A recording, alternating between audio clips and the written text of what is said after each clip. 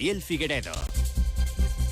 A les 2:46 de la tarda, la inseguretat a les presons catalanes va provocar una de les últimes crisis de la legislatura passada. Conscient d'això, el conseller de Justícia, Ramon Espadaler, vol començar amb el peu dret i calmar els ànims entre els funcionaris del sector.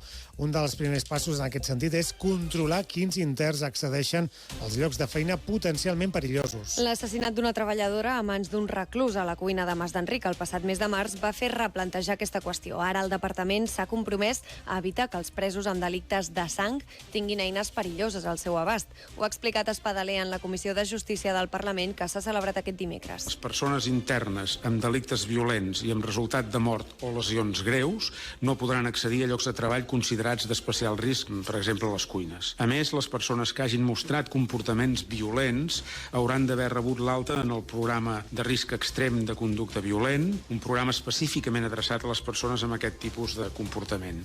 Per al portaveu del sindicat de presons CESIF, Alberto Gómez, aquests canvis s'emmarquen dins de la lògica. Creu que no tenia sentit que interns perillosos poguessin accedir a ganivets a les cuines o a eines en els tallers de producció. Remarca que no només podien fer mal als treballadors, sinó també a altres presos o a ells mateixos.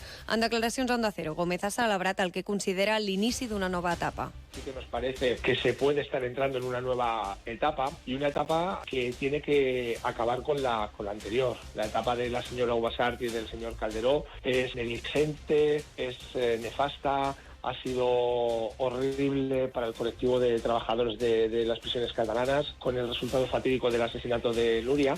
El conseller ha deixat clar que aquestes novetats no van en detriment de l'aposta per la reinserció dels presos, un objectiu amb el qual Gómez es mostra totalment d'acord, però recorda que sense seguretat no hi ha reinserció possible. Parlem ara de salut perquè s'ha produït una fita històrica en